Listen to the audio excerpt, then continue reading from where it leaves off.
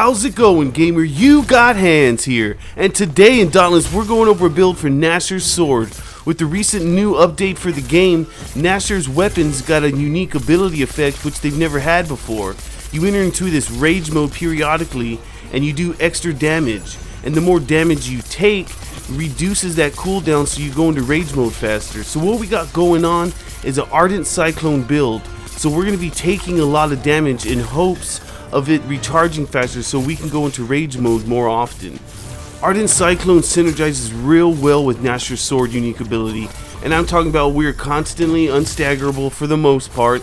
We're doing some great consistent damage, and we have great self heals from Iceborne, and it's an awesome build. I love it. Stay tuned, and later in the video I go over different variations and examples of the build, and I did test out a few things like the lantern and different cell variations. So turn on your system, grab your sword, and let's get ready. We're about to get in this video right now.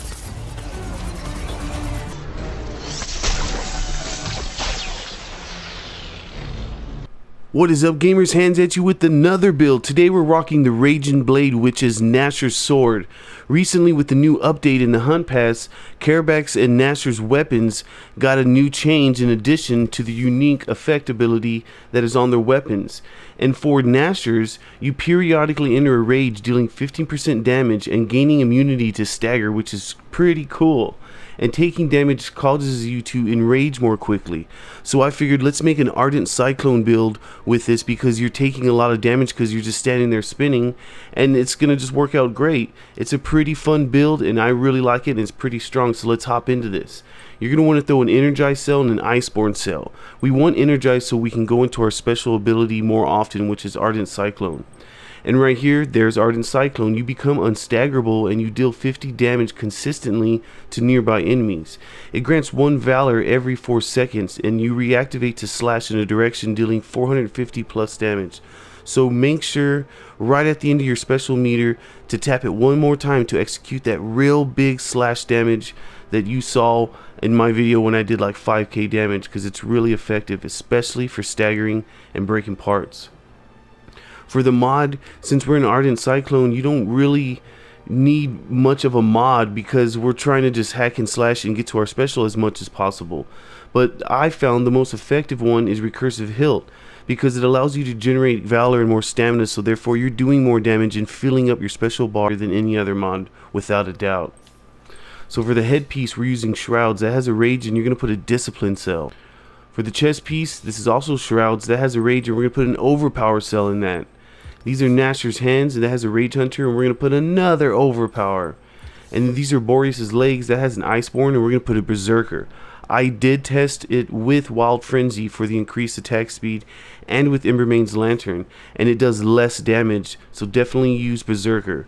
You would think the increased attack speed from the Lantern and Wild Frenzy would increase the damage, but it didn't. And that's where I'm going right here with the Lantern.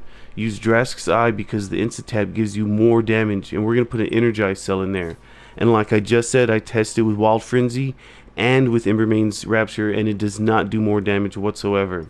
So for the tonics, definitely rock Blitz, Assault, and Frenzy tonic. That'll make the build go super hard. So all in all, what we got going on is a +6 energized. That's 40% weapon recharge rate, which is really dope because we're trying to get our special as much as often.